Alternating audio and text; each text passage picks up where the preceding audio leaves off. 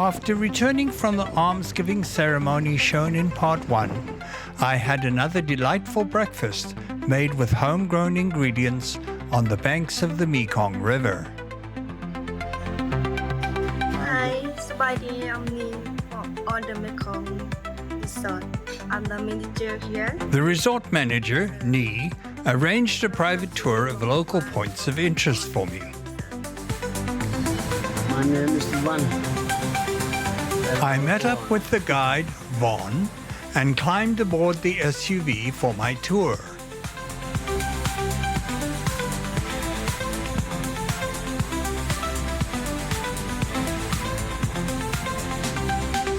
After driving out of town through the verdant jungles, past the coffee place situated in some very green rice paddies, we reached our first stop, a small but beautiful roadside temple.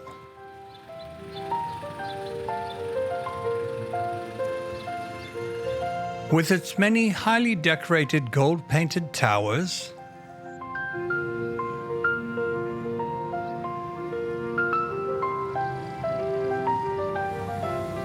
statues,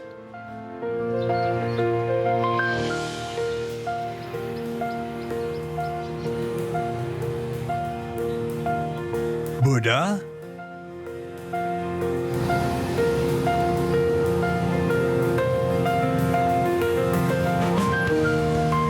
and other colourful decorations, the guide took this picture of me at the temple.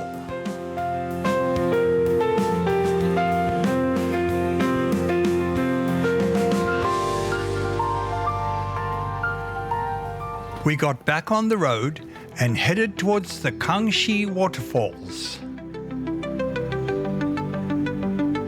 which had some rather fanciful murals at the entrance to promote the attraction. Locals are only charged 20,000 kip, but foreigners have to pay 60,000 kip for admission.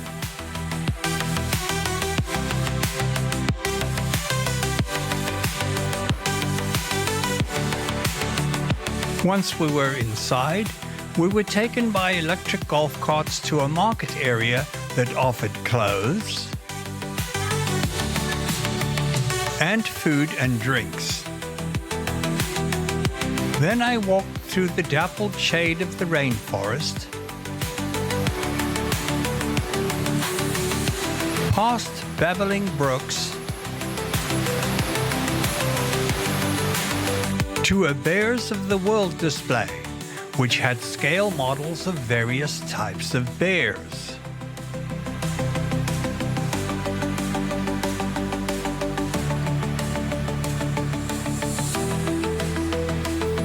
There were some local moon bears in an enclosure, which were difficult to see as it seemed to be their nap time. Over some small wooden bridges and to the base of the falls.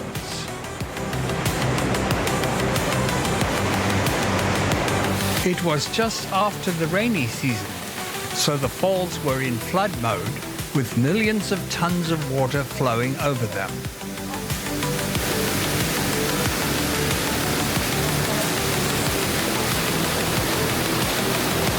Usually, in low season, the falls look more like these promotional photos, where the water is flowing calmly and has a blue-green color.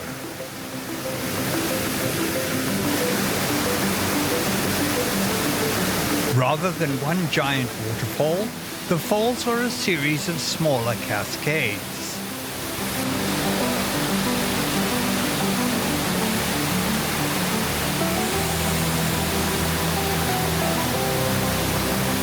A random tourist offered to take photos of me at the falls with my phone.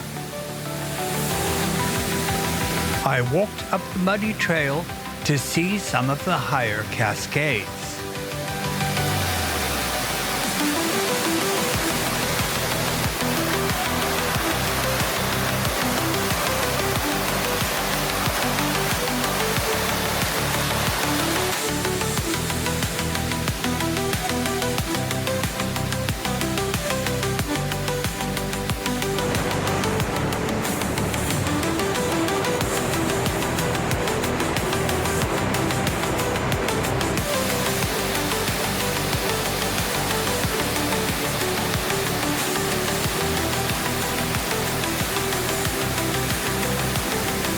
After visiting the falls, I went to the nearby butterfly park, which was situated by the side of one of the rivers downstream of the falls, and which also had its own impressive waterfall.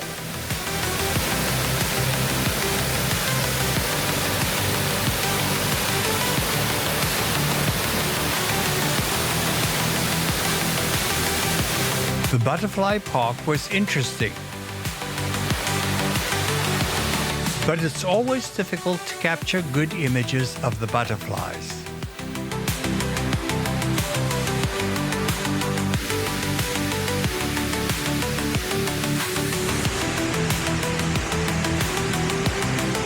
After the butterfly park, I walked to the village market and bought some local barbecued pork, which was delicious. We drove back towards Luang Prabang through the lush green landscape.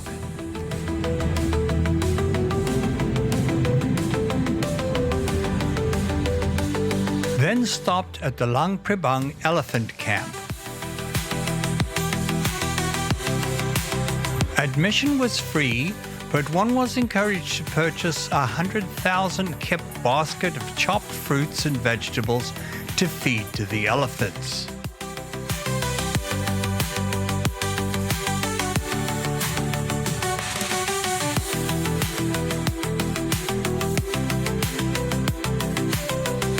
The 4 elephants on display were chained up, but seemed happy to see tourists, doubtless due to the anticipated treats.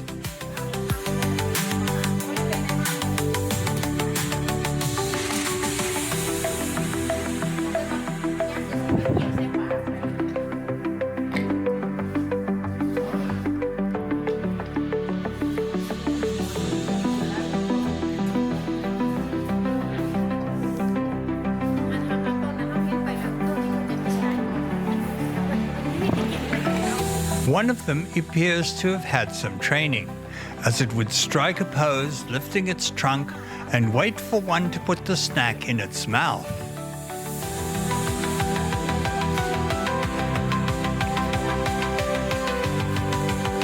I tried to get a selfie with one of the elephants, but it was more interested in trying to steal my hat.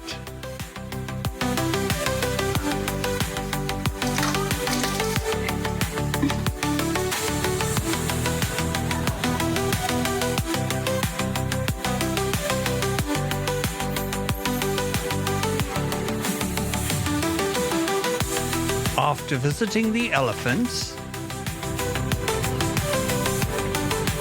we drove to the Laos Buffalo Dairy, which offered a wide selection of ice creams and milkshakes in various flavors made from buffalo milk.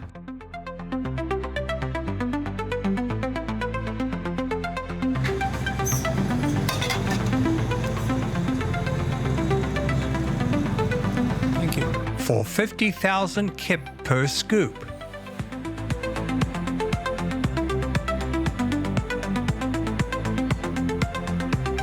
The buffalo ice cream was delicious. We returned to the resort to find Ni cooking a traditional Lao dish over an open fire.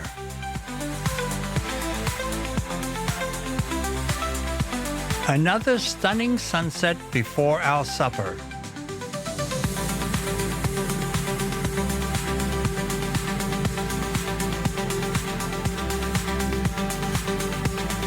The traditional Lao dinner turned out to be freshly caught fish from the Mekong River, which I could not eat. Ni was able to accommodate my allergy with a very tasty Salisbury steak dinner and a Luang Prabang salad. Thanks for watching.